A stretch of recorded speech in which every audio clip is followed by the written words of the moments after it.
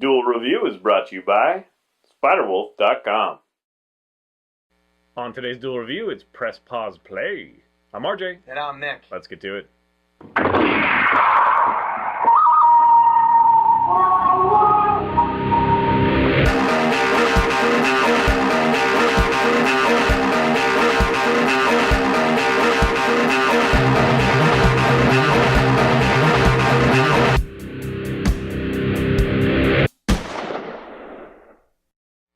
Hey guys, welcome to Wednesday the 27th of March. We are doing the documentary Press Pause Play. Yeah, this is kind of a little indie documentary. David Dworsky and Victor Kohler. This is one I found on Netflix. Actually, my wife found it first, and she watched it. She was very interested, and so she wanted me to watch it, and to kind of explain, how I felt about it and that sort of thing. And I couldn't shut up during the whole thing. It made me angry. It made me like, of course, you stupid, that's the way it should be, and all that stuff. What it is the documentary is talking about a new trend when it comes to movies, art, and music, where it's moving away from the big, the music industry, for example. Right. The big music industry where they sign a band and then they produce the hell out of it and sell records and all that stuff, and then they have live shows and go on tours and all that stuff, and they really make a mark as a, you've made it because you're part of Columbia label or RCA or whatever. And now, in today's day, all you need is a computer and a keyboard, and you can pretty much make your own album. And things like Kickstarter and even just Facebook and stuff like that, you can upload your songs for lots of people to find. And the argument, the people that are against this kind of art making, kind of like the easy, everybody can do it. Power to the people. Are the people that, I think, personally, they have some stake in it because they make money off of this, and so they're getting irritated that the young upstarts are flooding the market. Now, they do have a valid point. It is harder to find good music in some ways because it becomes so saturated with mediocre stuff, less than professional. YouTube is a perfect example. It's like you can spend hours on YouTube without actually finding something that you really enjoy because there's just a lot of stuff. You search for cute baby foxes or something, and there's some videos that are just some girl like, rah, rah, rah, like, their little fox that's really badly focused and all that stuff, kind of thing. But there is some value in that, and there's damn well, the ability of everybody that they should be able to do that. So it irritates me because when it comes to the world of art. A lot of artists used to say, well, it doesn't matter, like how much time you put into art necessarily. It's about the expression, it's about the purity of thought, stuff like that. Now they're saying, oh no, if you didn't go to school, it can't be considered art. It's like, what? Yeah, you are hypocrites, kind of thing. But again, I can see their point just because the people that do the art in this way aren't necessarily trained, and sometimes you don't know if they're just full of bullshit or whatever, but that's been the art world. Like, modern art especially is full of people who make something that's like, oh, that's kind of interesting or whatever, and then make up some story about what it means. Yeah. It's not always the other way around. Artists. So, having said that, art is harder to make a large, amount of money for yourself now because there are so many people to pick from on, Etsy and stuff like that. Right. There's so much option, and part of the thing is, like, when it comes to music, the critics are saying, or some of the one side of this documentary is saying, because there is so much available, people have to experience it while they're doing something else, like multitasking, because there's just so much out there, and so no longer do they sit in a room and concentrate on the music. And it's like there's this part where she's like, oh, we used to get vinyl records, and I'd play it in my room, and I'd actually stare at the grooves while I listened to the music and all that stuff. And it's like, I think that's crap. They're saying that you can't concentrate enough to enjoy this stuff fully, and so whatever. But it's like, what's the first, like your favorite songs? Usually, when I talk to most people, it reminds you of something. It reminds you of driving in the car, down the coast of California, or when you used to work part-time at so-and-so, or the girl that you loved, or whatever. It has an association, and you can certainly get an association, being on a subway station while listening to music, or at home writing a book, it's like music is not only to be enjoyed by itself. I just think it's so stupid. The things that they stand on, it's really about money as far as I'm concerned. It's about money. And they are upset that they no longer can make a lot of money. They can maybe make a living, and so can someone like me or you, because now we have Kickstarter. We don't need to, have a big company to say, hey, you're good enough, let's make money off of you. You can put stuff out there because you believe in it. It is good enough. A lot of it is. And you just don't have people that are, making money off of it, and so they get upset. It's like, yes, it is hard for us to make a living as an artist, and it's making it harder for the people that used to get $1 million to take a picture of shit. Like, seriously, there's a dude in New York who, it's like, I'm sorry, we can't all, spend as much thought as it takes to take a picture of a, leopard crap and make it $1 million print. Right. I mean, like, it's ridiculous. Right. So it's just so hypocritical. And I could go on and on. This is the sort of thing that I was saying, like, during the film. We hear from Moby, which is kind of interesting because he kind of straddles the fence. Yeah, I was going to say he's pretty indifferent, or he doesn't really take a side. Well, he definitely does bash, kind of artists that aren't good enough and flooding the market. But then he says that, that's kind of the natural progression, kind of thing. And there is a lot in that documentary talking about the natural progression is kind of making it affordable to every man to express themselves. And that's kind of been the goal of art for a long time. Yeah. So now that they have it, they're just kind of, being, crybabies about it because they don't make as much money and they don't have as much control. So critics can blow it out their ass. I mean, it's like, it's like they actually say, as a bad thing, they say, people used to go to movies and you had to, really want to see that movie, and you'd go out to the theater and it'd be a thing and it'd be great. Now you can stay home and you have, 3,000 movies to choose from and they're all $4. Like, it's a bad thing. It's like, what? Because exactly, that's what, it's like, now I have 3,000 to choose from and they're all $4. That's awesome. I mean, yes, I want to see artists make it. I want to see artists make some money. But then we have another example of this cute little man on a weird couch who made that book, and he did it for free, and he sent it out into the world for free. Yeah. And it was so popular, and people wanted to read it physically, that he actually made more money than he ever did on the New York's bestsellers list, publishing it the traditional way. The issue that I have with him, though, and not really him, but that act, that what happened there was he was already a bestseller. He was a New York Times bestseller. He was so already people established. already know him. He has a name for himself. So for someone like me who doesn't have a name, can I get away with that? Can I put out a lot of free stuff, which I have been doing for years? I mean, absolutely, but it serves to show the potential that there is. Right. So yes, I mean, I am going to be doing a Kickstarter soon, and I'm trying to build up the publicity, and it's kind of like that's something that I have a hard time with, and I need to spend some time just to get the word out, because otherwise people don't know about me, because I don't have a lot of money behind me buying ad space and telling everybody critic wise that they should like this kind of thing, and I have no problem with that trend. I really think that it should be, people shouldn't be buying based on what other people are telling them they should like. I brought up to you when I was talking about this in the first place, trying to get you to watch it or just suggesting that we do this, is that when I used to buy a record, I'd buy it for a song or two that I heard on the radio or I heard from a friend, and then maybe the rest of the record would suck. But I'd listen to it anyway because I bought it. I had no choice. Yeah. Now, I can just buy the songs I like, and I can experience more music that way. Now, I have to be careful because there are some people who they'll buy that song and then never listen to the rest of the record, and there could be some awesome songs on that record, and you're not really paying respect to the artist by ignoring it all.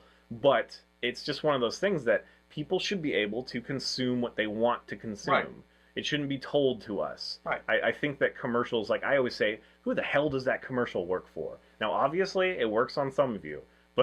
But I think that most of us in the kind of creative industry and the nerd industry, those don't always work, and I think that it's a broken model and it should be fixed. And there's also this awesome camera called the Red camera, which when I went to film school, it was just becoming a thing, and it's an awesome camera. It is made by Oakley, and it's like very flexible and it's very affordable comparatively. When I went to film school, it was $180 for a high definition camera and monitor.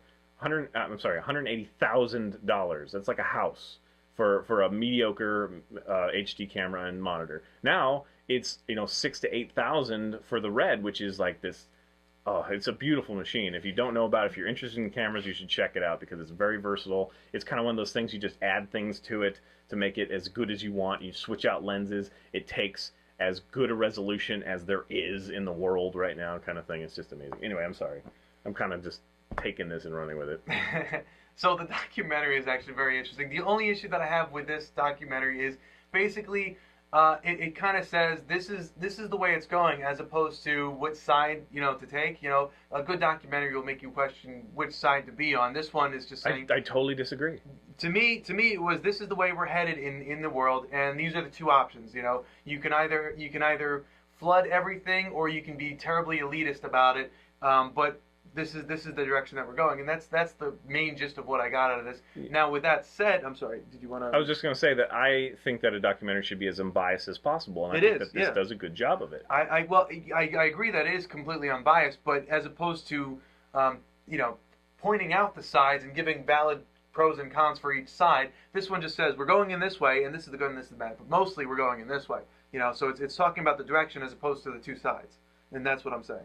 Yeah, I appreciate that about it. So okay. I guess we just have a disagreement there. Okay. But with that said, my feeling as far as art is flooded. Not a lot of you know this, but I've been writing and critiquing poetry for a long time now, since I was like 16. I'm now 30. So to me, I've read a lot of really bad poetry, and I've told people what I think about it in all honesty, and given them good advice on how to fix it, or how to or at least what I perceive to be good advice on how to better themselves. So for this flood of art to come in, first of all, you have to choose as a person what art to follow, what media do you prefer the most. For me, much it's more always personal. Been, first of all, it's always been poetry for me. Then you have to decide what rules and what likes and dislikes you have, and then back it up with your own facts. And then I think that flooding the market with art will just kind of evolve us as creative individuals. I think that's how it should go. Well, at the same time, it does make it harder for us, that are good or whatever, to rise to the top. It is difficult for that. Well, there is, see, the issue that I have with that is, with Facebook and all these things, and how many likes and how many views you can get on YouTube, there is somewhat of a rating system. But then you're not stunted. Oh yeah, but you can't. I mean, it's so subjective. I mean, that's kind of the whole thing about art, is it's so subjective. Right. And that was something that they did bring up in the documentary, was the elitism of art. You and I don't agree. Yeah. And it is an elitism, because you have already come up with all these ideas, all these thoughts on what art should be, and so now you're pushing that on the art that you receive. So you're taking in all this information and art and emotions, and you're judging it, and that's what's going to happen. You get more of what you want from a smaller target. Yeah, unfortunately, it is harder to find, and always will be, but it comes down to art is so subjective. There should not be people, saying that this is art and this is not art. Right. Because those elitists. I mean, do you like La Skeleton Cadavra? Absolutely. Do I hate La Skeleton Cadavra? Absolutely. So it's like, that's cool, because he sees it art, he appreciates it, he might want to see more stuff. I didn't really like it, but I see, I see other things that I really enjoy, like Shiguri or something that you didn't like, kind of thing. So, so I should have that option. It then becomes about the search, and then about what you want to, give your money to, rather than, hey, here, Columbia, here's my money, do whatever you will to it, and just keep giving me that crap, kind of thing. And it's like there's just so many trends, but there can't be enough trends. So yes, I agree with you, but it does make it harder. It makes it more intimidating for us to try to make a living, because we have to find the fan base specifically that likes our stuff, right? And we have to do it in an inventive way, because we have no big company giving us a bunch of money. So we have to be really smart about that. Now, is that a bad thing? Absolutely not. It's challenging. So it has its new challenges, and I think, like anything else, it's just going to take a while before we figure out how to do that. But do I have a problem with people posting stuff on YouTube from their backyard or whatever? No, absolutely not. That's the way it should. It's freedom of expression, and a true artist should see that and encourage that. Yes. Because even if there's a bunch of stuff that comes out that they would see as subpar, or maybe even like offensive because they spent so much time in school or whatever, it's subjective. It really is. Some people, like your mom loves your artwork. You know what I mean? Like it's okay for that to happen. It's really okay. Yeah. But that doesn't mean that whatever. The cream will rise to the top, and they will have a little bit better market share, but the rest of it will filter down much easier than it would in the big industry system. Because I mean, how many bands had CDs 10 years ago? Like probably a tenth of the ones that do now, because they've made their own, and it's not even necessarily a CD; it's just all digital, and that's perfectly fine. Yeah. And they were saying in the documentary that actually the real test of a true fan is the ones that go see a live show now, because that's really how you can say that I believe in this music so much that I want to see them live. And I don't disagree with that, but I don't really like live music. So again, that is kind of subjective. But anyway, obviously it is a good documentary that spurned some questioning and debate between friends. So go watch it. It is on Netflix right now. Tell us what you think. Please subscribe to our YouTube channel and watch our great playlist. Game Lab's been a lot of fun. Yes, it has. And please leave comments. We love comments. And you can help support us by buying our wares at spiderwolf.com. That's right. T-shirts, a card game, art print, short stories, and more. Kickstarter coming soon.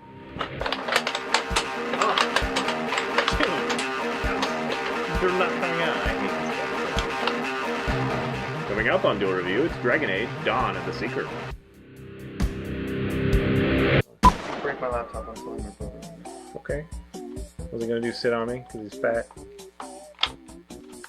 You're not allowed to call my brother fat. Only I'm allowed. Your brother's fat. I'm telling I've never seen your brother. you. You gotta meet my family. I bet 2 of your family. They're great.